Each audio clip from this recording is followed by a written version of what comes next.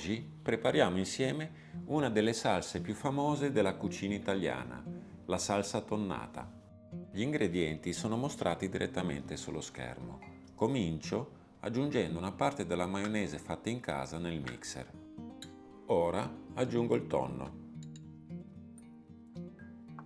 ed ecco i filetti di acciughe. Aggiungo il restante tonno, in questo modo sarà distribuito meglio nel composto.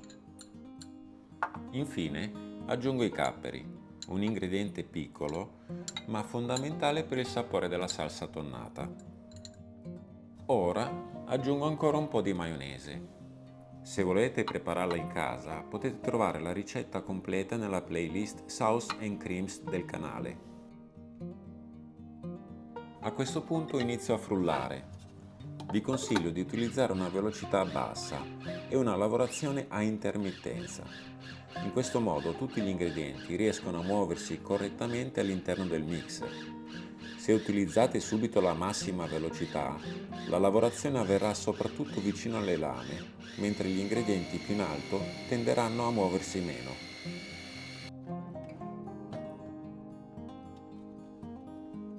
Come potete vedere, il composto è ancora piuttosto grossolano ed è esattamente ciò che vogliamo in questa fase.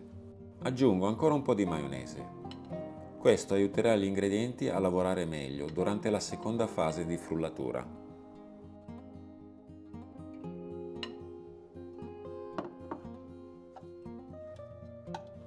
Adesso utilizzo una velocità più elevata. L'obiettivo è ottenere una consistenza più fine, più cremosa e perfettamente uniforme. Ed ecco il risultato. La salsa è già molto più liscia e decisamente più vellutata. Ora trasferisco il composto ottenuto nella restante maionese. Mescolo lentamente fino ad ottenere una crema perfettamente amalgamata. La salsa tonnata è famosa in tutto il mondo per essere l'elemento principale del vitello tonnato, uno dei piatti più eleganti della tradizione piemontese. In Italia viene spesso servita anche con uova sode, verdure fresche oppure come raffinata salsa per antipasti e buffet. La sua forza è l'equilibrio perfetto tra la delicatezza della maionese, la sapidità delle acciughe e il gusto del tonno. Osservate attentamente la consistenza. Quando la salsa scende lentamente dalla spatola e forma questo caratteristico triangolo, significa che ha raggiunto la densità perfetta.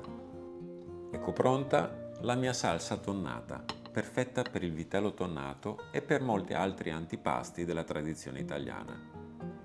Grazie per aver cucinato con me e ci vediamo nella prossima ricetta.